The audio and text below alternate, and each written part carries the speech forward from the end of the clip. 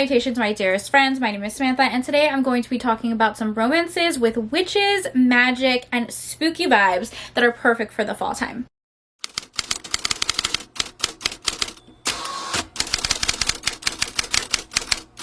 Hello, how are you? Welcome back to my channel, and welcome back to Trope Week. If you don't know what Trope Week is, it is a series that I do here on my channel quite frequently, where I will take a whole week, and every day for that week I will pick a specific romance book trope and give you a bunch of recommendations. This week has been like paranormal themed. I've had some monster romance recs, werewolf romance recs, so I will leave my playlist down below. Today I'm going to be doing romances that have really cool magic systems, some witch romances, and this is also a collab with Tiffany from TiffTalksPages. Link Tiffany's channel down below so you can check out her video and get even more recommendations. Tiffany's energy is electric, okay? She's just like a ray of sunshine. I love her energy. I love her book recommendations, so please make sure to go follow her channel. I had a lot of fun compiling a list for this video, so I'm really excited to talk all about these books, so let's go ahead and hop in. Okay, I feel like whenever I do a recommendation video, I always recommend one of my favorite authors, and that is Marina Vivancos. I find a way to like fit her in any video because I feel like her books are so underrated. They are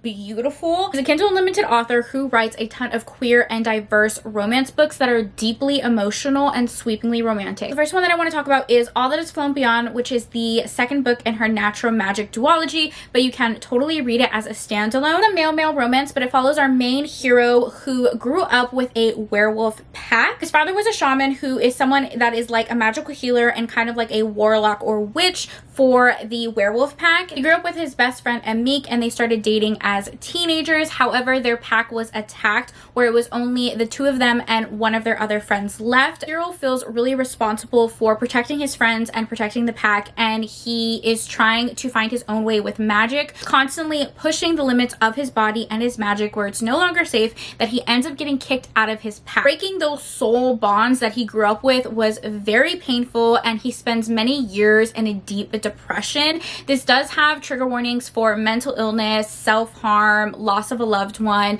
and our hero really has to navigate the world by himself. It is a romance, but it really does follow our hero's journey of pulling himself out of that really dark place. Years later, he visits his hometown because his old pack is in danger and they are getting attacked by an unknown magic. That he is a little bit older, he is a very powerful shaman and ends up reconnecting with his ex-boyfriend, so this is a second chance romance. The book is deeply emotional, and if you struggle with mental health, I feel like you can relate to it in many ways. It almost felt therapeutic. I cried so many times during this book, and I just absolutely adored our characters, so I highly recommend this one. It does have another series that has witches in it. The first one is called Oh Sacred Dark, and this is the first book in her Coven Ties series. It is a dom sub universe, so people are born either as a dominant or submissive. They have like different biological needs for them to feel fully satisfied. There's also a larger magic system. You can have animal magic, you can have magic that is connected to nature or food. Our hero comes from a coven that participated in blood magic, which is a very dark, forbidden,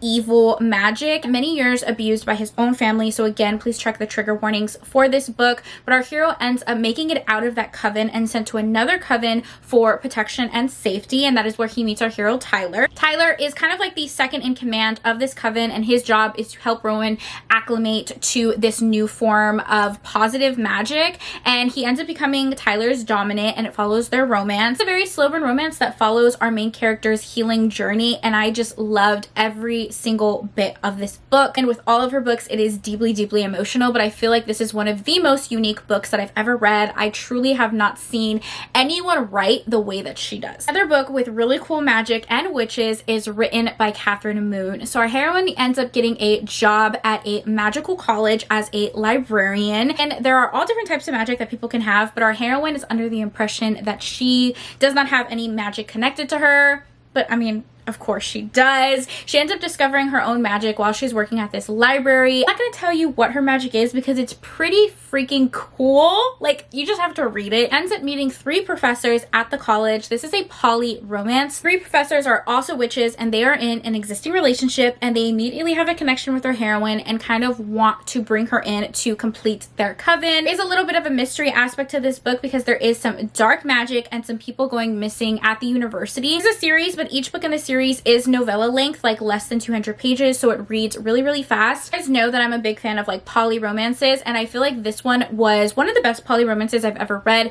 because the relationships were so evenly balanced. Different point of views with each character, learning their background, learning their magic. The individual relationships were so strong, as well as like the larger poly romance. It was just so perfectly written. I love Catherine Moon. A couple of books that kind of play in that fantastical, magical world. I know she has one series, I think it's called the Inheritance of Hunger series. The first one in that series is called The Queen's Line, and that's another really cool magic system that is built within the books. Next up, I want to recommend Stalked by the Kraken by Lillian Lark. This is a monster romance between a witch and a kraken. Heroine works at a bathhouse, and her magic specializes in reading people's like soul threads to find their fated mate. Though she is a matchmaker, she has been down on her luck when it comes to her own romances, and there is a lot of mystery going on in the town as well. Supernatural creatures are being kidnapped and sold to the black market by this unknown force. That is where our hero comes in. He is a kraken, which is a very powerful ancient creature coming to catch the beings that are kidnapping these supernatural creatures, and in that he meets our heroine. The second that he meets her, he knows that she is his fated mate. Really like this one because our hero is obsessed with our heroine. I have another poly reverse harem recommendation for you, and that is The Magic of Discovery by Britt Andrews. Heroine lives in a small town called Emerald Lakes, and she is a green witch, so her magic is connected specifically to nature. All of our heroes have very powerful magic, and they all come from an academy where they were trained to hone that magic, and their job is to kind of control other witches and warlocks to make sure that nobody is abusing their magic. Their boss ends up sending them to the small town to find someone, but they end up finding our heroine, and instantly they all become tied together with their magic. It's a little bonkers. Pretty much any trope that you can think of is in this book. You have BDSM, you have primal play, you have zaddy kink, like literally everything is in this romance. The guys also have existing relationships, so it's just a fun book overall. Next one I want to talk about is Charming Your Dad by Sarah Blue. This one is so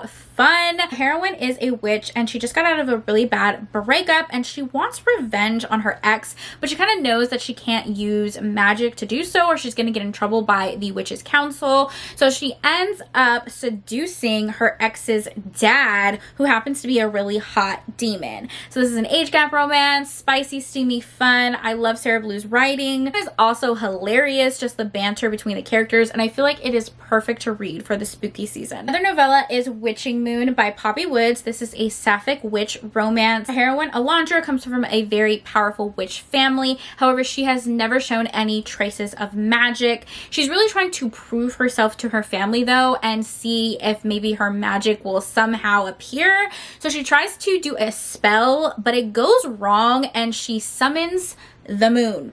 The literal moon. Our other heroine, Luna, who is a goddess and an incarnation of the moon and is now bound to Earth, which can be very problematic. So now they're trying to figure out how to send her back, and it follows their romance. Okay, I have one more novella for you, and this one is actually an Audible original. It's called What the Hex by Alexis Daria. The heroine comes from this island that is separated from the rest of the world, and it is filled with magic. So she grew up there, but she actually ends up moving when she gets older because she's a fashion designer and wants to make a name for herself in the human world.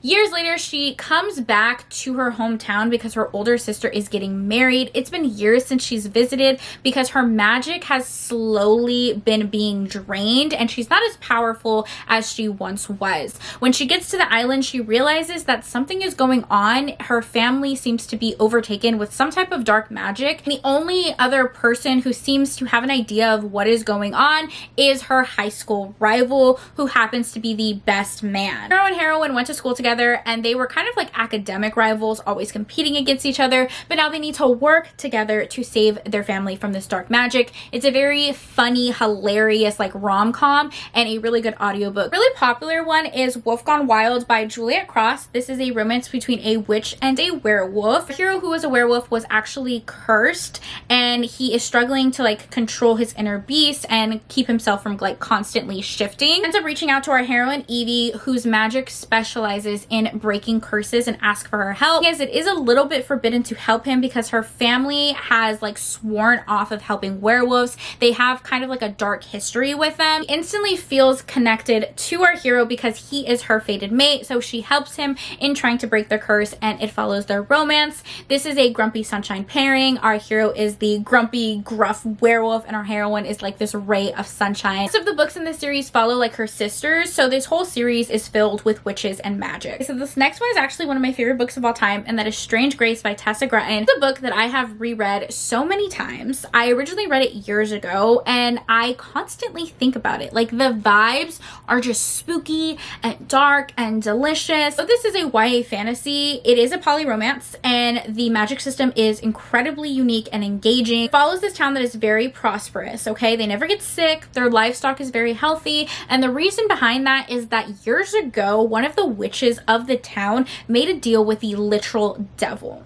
That every couple years they're going to have what they call the slaughter moon, where they sacrifice one boy to run into the forest and be sacrificed to this devil. Boys make it out, some don't, but it is the tradition of the town. Those are three characters: Merwin, who is a direct descendant of the witch who made the original deal; Rune, who is the saint that is supposed to be sacrificed; and then Arthur, who is also connected to the forest in a lot of ways and also connected to our characters. Something is going on with the town. The slaughter moon is getting closer and closer and asking for even more sacrifices. The three characters end up working together to find out what was the deal that was originally made many years ago. There's all these lies and secrets that they're uncovering. I love this one. I would say like this is honestly like top 5 favorite books. I always think about this book for some reason. Like, just the vibes were vibing. Some more YA fantasy books that have witchy vibes. So the first one is These Witches Don't Burn by Isabel Sterling.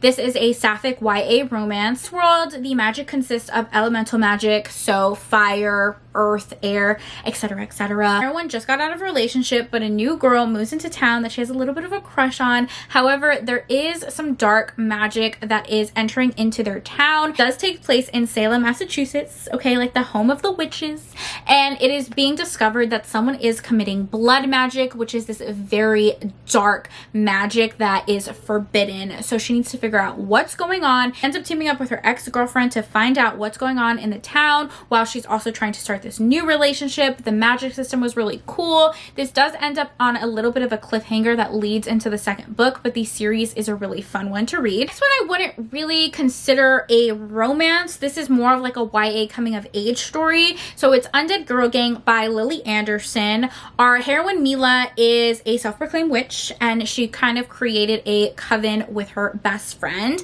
However, her best friend ends up getting murdered, as well as 2 other girls from their school. She wants to avenge her best friend and see what is going on, so she commits a spell that brings them back as zombies, and together they try to discover who killed them. The whole book is basically like a revenge plot, and I'm typically not the biggest fan of YA, but I did really like this one. Another YA book with magic is Cemetery Boys by Aiden Thomas. The hero is trans, and his family has not really been that accepting of his transition, really trying to prove that he has what it takes to become a brujo. Halloween night, he does a spell to prove that his magic is strong, but he accidentally ends up conjuring a ghost. And the ghost is someone that he went to school with who was murdered, but doesn't remember anything that had happened. Similar to the last book, they end up working together to find out who killed him, who is committing this dark magic, and it follows their romance. Again, this one gives like fall autumnal vibes and perfect to read during Halloween. This is like witches and magic, but you guys know what I've really been into recently. I've done a couple videos on it.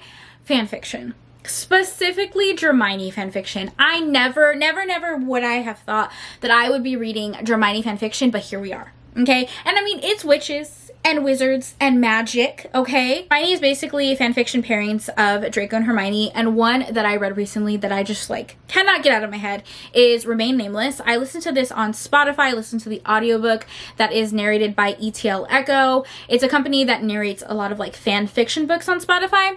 So in this one, it takes place years after the Battle of Hogwarts, and Draco is in his healing era. He ends up reconnecting with Hermione at a Muggle coffee shop, and it follows the romance. It's sweet, it's heartwarming, it's cozy, it's cute. I love it. Yeah, I've definitely been feeling the magic vibes because I've been reading all of this fan fiction. Okay, so those are just a couple of my recommendations when it comes to witches and magic and spooky vibes. I do have a couple books on my TBR that I'll quickly talk about because these two are really, really popular and I have not read them yet. So the first one is The House Witch. I just checked this one out on Kindle Limited. This one kind of like blew up and was very much compared to like Legends and Latte and Cursed Cocktails. So I'm excited to read this one because I loved those two books. And then one that's really popular is The Very Secret Society of Irregular Witches. I don't really know too much about this one except that it has like a found family trope, so I'm excited to read it. Recently, I bought even more witchy books to add to my TBR. So I have Witch of Wild Things, I have This Spells Disaster, which is a sapphic romance, and then I also have Payback's a Witch by Lana Harper, which I know is a really popular one. So I thought it would be fun to just kind of like share my personal TBR because I'm definitely going to be reading these during the spooky season. Okay guys, that's pretty much it for this video. I gave you my recommendations, talked about my TBR, talked about some fan fiction I've been reading. Be sure to check out Tiffany's video because I know she'll have even more books to recommend, and I hope you guys enjoyed this video. As always, thank you for taking time out of your day to spend time with me. It means the world to me. I hope you guys are all staying happy and healthy, and I will see you in my next video. Bye!